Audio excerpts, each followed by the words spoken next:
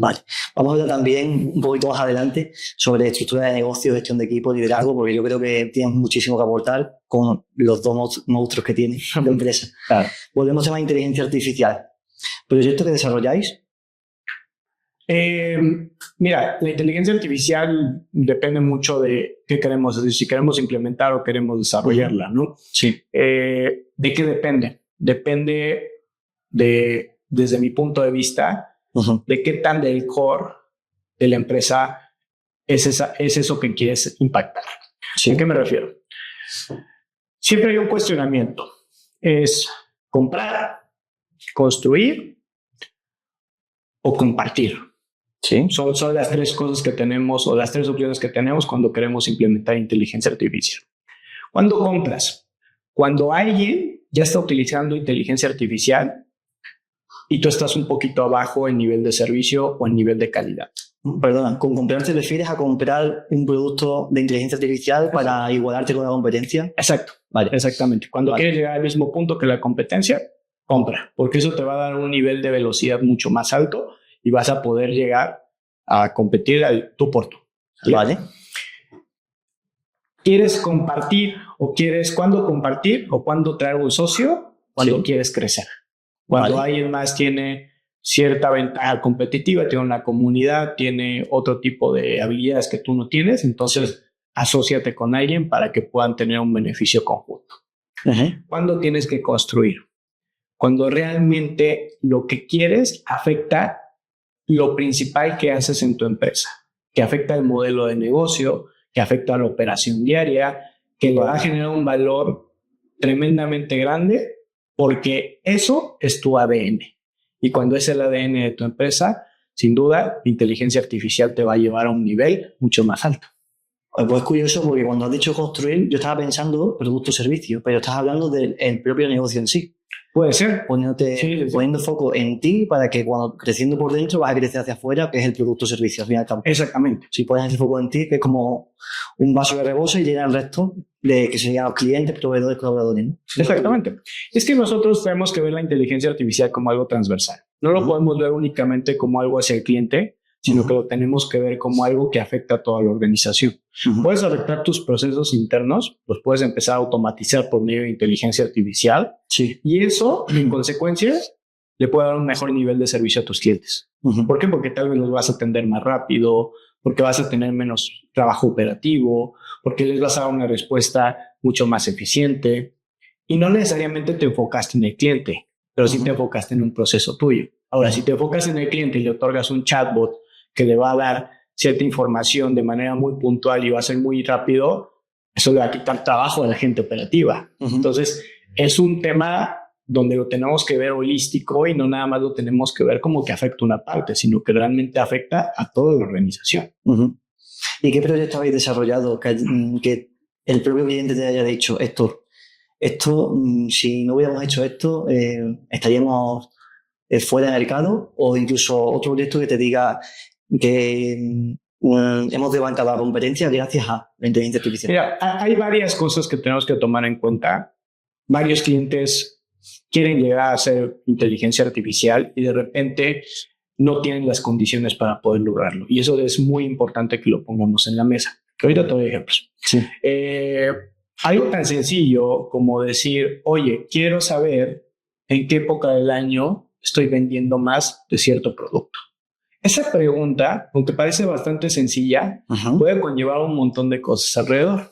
Entiendo por la dimensión de la empresa. No estamos hablando de una empresa pequeña, un e-commerce pequeños, que se entran en estadísticas y ya sabes. Una empresa, 15 sucursales, todas en diferentes localidades de un país. Y teniendo más de 400 productos. Bueno, ya la pregunta se vuelve bastante relevante. En este caso, era una empresa que vende pan, una panadería. Y nos preguntaba, oye, Héctor, ¿cómo le hacemos para saber si vendo más pan cuando llueve? Bueno, pues vamos a empezar a investigar cómo le hacemos, ¿no? ¿Tú qué pensarías? ¿Se vende más o se vende menos cuando llueve? Bueno, está ahí. Voy a decir que sí, que se vende mal. Digamos que sí. Ok. ¿Sabes? Lo que hicimos fue bien sencillo. Tomamos los registros de lluvia de aquí de los nacionales, porque hay un registro de lluvias, tomamos las ventas de pan y hicimos algo que se llama correlación, que es el algoritmo más sencillo que existe para ciencia de datos y para inteligencia artificial. Correlacionamos las dos y las graficamos. Y vimos cómo había una relación entre el pan y el agua. El resultado fue que no había absolutamente ni una sola relación, no se vendía absolutamente nada si llovía más. ¿Por qué? Porque te quedas en casa. Sí. No sales. Se te antoja más probablemente, pero no quiere decir que vayas a comprar. Sí. Entonces, la respuesta pues fue esa y nos dio bastante información. Ahora, el tema no termina ahí, porque entonces encontramos cuáles eran los productos que más se vendían, qué producto se vendía con qué otro producto. La venta cruzada. Venta cruzada, que antes no lo sabía. Entonces generamos un paquete que hoy sigue vendiéndose y que es un gran ingreso para la empresa, de ciertos productos que se venden mucho en conjunto y que la gente los empieza a comprar. Pero aún así encontramos algo más interesante. Encontramos que había más de 80,000 ventas en menos de 5 minutos. 80,000 ventas en menos de 5 minutos. Sí. Estoy hablando que era un restaurante que atendía 300 personas, pero tenía 80,000 ventas en 5 minutos. Obviamente vendía pan. ¿Cuál fue lo que encontramos? Que esa gente solo iba a comprar pan y se lo llevaba a su casa. La panadería era muy buena. Entonces, ¿qué hizo el director general? En lugar de poner restaurantes gigantescos, ahora lo que está haciendo es un concepto de cafetería para que la gente simplemente vaya a poner pan. ¿Qué es lo que genera eso? Un monto de inversión mucho menor, una escalabilidad mucho más grande y sabe perfectamente qué productos tiene que vender, en qué lugar. Eso no lo hubiera sabido si no se hubiera preguntado si vendía más pan cuando llovía. Entonces, esto de la inteligencia artificial y de la ciencia de datos es solamente una puntita de todo lo que puede generar y de todo el cambio organizacional que puede haber en una empresa a través de simplemente empezarte a cuestionar qué es lo que está pasando en tu organización.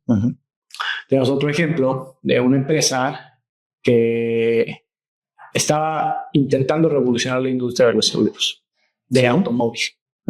Dice, ¿cómo la revoluciona? Bueno, pues es que lo que tenemos que hacer es que los indicadores de una póliza de seguro no tendrían que ver con cuántos accidentes hay de cierto automóvil, sino que realmente tendría que haber un estadístico por conductor.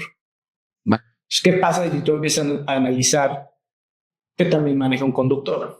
¿Y cómo analizas eso? Sabiendo qué tanto frena, qué tanto va en exceso de velocidad, qué tanto curva tan rápido. O sea, ¿llenas de sensores un coche para recoger todos los datos que puedas? ¿O no es necesario, en tu celular tienes toda esa información. Bueno, claro, con el GPS. Con el GPS, con el acelerómetro, con la parte de dirección del teléfono. Toda esa información la podemos obtener. Entonces lo que haces es que haces un algoritmo que califica qué tan bien o qué tan mal manejas.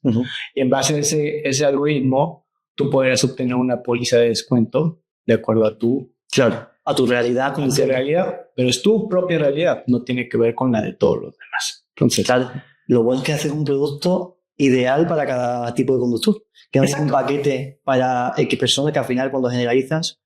Claro, incluso lo puedes zonificar. Si ves que alguien no sale mucho, que siempre está en las mismas zonas, probablemente no necesita una cobertura tan amplia. Entonces, ese es el tipo de cosas que nos ayudan. Ahora, ¿cómo logramos todo esto? Para esto necesitamos tener varios pasos previos. Primero es estar digitalizado. Hay empresas que llegan conmigo y me dicen, oye, Héctor, es que quiero saber, el ejemplo del pan, ¿no? ¿Cuánto vendo más? Si hace calor, si hace frío. Pero tienes tus notas en papel, para mí va a ser imposible que yo te pueda ayudar. Claro. Necesitas al menos un punto de venta, ¿vale? Después de tener eso digitalizado, necesitamos tener una buena base de registros. Para mí, si yo no tengo al menos 2 años de información, probablemente no te voy a dar mucho valor. Necesito tener un muy buen banco de datos para darte información. Después, debes de tener cierta estructura que te ayude a que alguien sea responsable de ese proyecto y que le des continuidad y que le des seguimiento, si no tampoco funciona. Y finalmente, toda la data que obtengamos, todos los indicadores, pues toma decisiones con ello, porque de nada va a servir que tengas todo este ejército atrás si no vas a cambiar nada en la organización. Entonces, esto es bien importante que todas las empresas lo tomen en cuenta, más las que van naciendo. Si van naciendo, procura ser digital, procura ya empezar a tener todos estos procesos. Siempre hay una herramienta ahí, un CRM, un RP, un punto de venta que te va a ayudar. Y desde el principio implementala, porque la información que estás obteniendo desde el día de hoy a mañana, pasado mañana, en 2 años, 3 años, va a ser bien valiosa, porque eso te va a describir muchísimo del crecimiento que vas a tener. Dicen que la inteligencia artificial sustituirá la creatividad humana. Otros dicen que la potenciará. ¿Qué piensas tú?